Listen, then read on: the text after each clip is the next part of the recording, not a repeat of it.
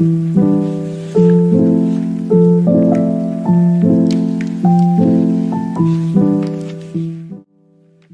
everyone, and welcome to the very first devlog for my new indie game project. My name is Thomas, and I'm currently a computer science student based in Germany. If my voice sounds familiar, it might be because I've already made a few attempts at this project in the past, and shared them here on YouTube. I've always been a huge fan of survival games. There's something special about starting with nothing and slowly building up to a functional survival base. I love games where you have to collect resources, craft tools, and construct shelters. But I also really enjoy strategy games and city builders. So when I started my game development journey a few years ago, I had the idea to combine the action and atmosphere of survival games with the planning and management of strategy and city building games. Like most indie game developers, I've got dozens of half-finished projects on my hard drive. Some just a few lines of code, others with months of development behind them. But nearly all of them shared one core idea: the mix of survival and management gameplay. Now that I've learned a lot more about making games, and with a few free months ahead of me, I decided to give this dream of becoming an indie game developer one final serious try. The current working title of my game is Dr. Stone, inspired by the anime of the same name. I've also drawn a lot of inspiration from games, like Minecraft, Empire Earth, Conan Exiles, and Day of Billions, if you know one of these. Here's the basic idea. The player is stranded on a massive, untouched island. After gathering some sticks and stones, they build a simple campfire, but they quickly realize the island isn't safe. At night, waves of monsters begin attacking, and each wave becomes stronger over time. To survive, players will have to gather resources during the day and build defense wards, traps, towers and more at night. At night, enemies become more powerful, and special monsters or even bosses may show up at your base. During the day, there's also a chance that new survivors will arrive on the shore. Players can recruit them and assign roles like lumberjack, miner or fighter to help with survival and defense. That is the core gameplay loop. But I've got a lot more modular features planned that I'll introduce in future devlogs.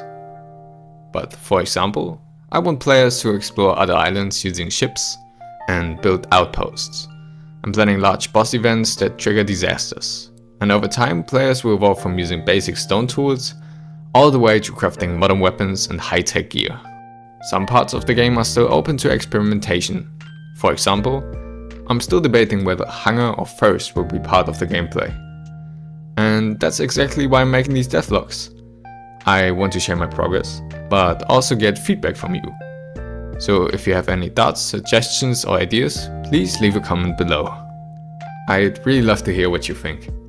A couple of weeks ago I fired up Unity, the game engine I'm using to develop this game, and created a brand new project.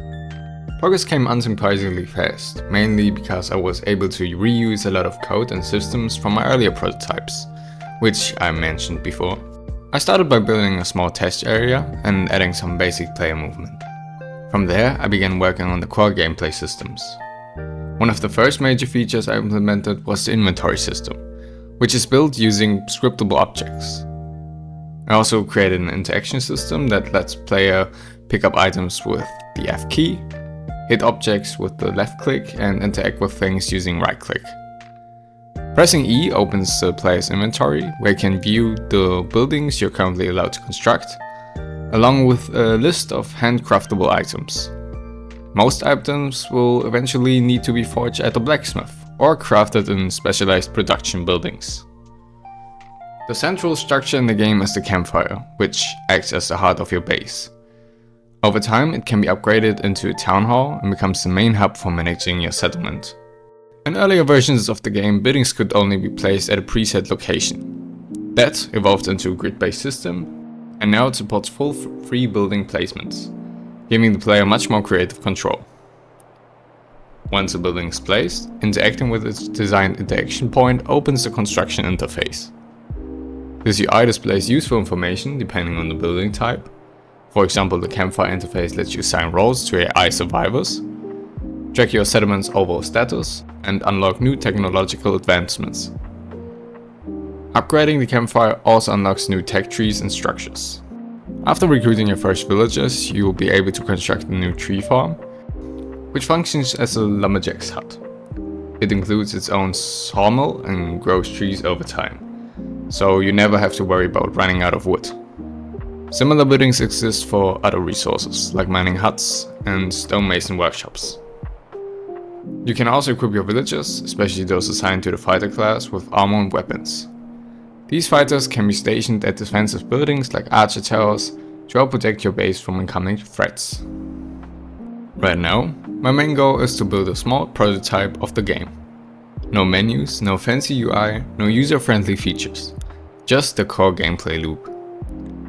I want to see what works, what's fun, and what still needs to be added or improved. The current prototype includes a few key buildings like the campfire, the lumberjack hut, the miner, and the archer tower. It also features walls and traps, and several dozen waves of enemies that will try to tear down your base. I'll be posting some YouTube shorts soon to track my progress, so stay tuned. Once the prototype is stable, I'm planning to release it on itch.io for free, so anyone interested can try it out and give me feedback. In a few weeks, I'll also release a new devlog focused on the art style and level design of my game. In the meantime, I might post some smaller game dev related content, if I find the time.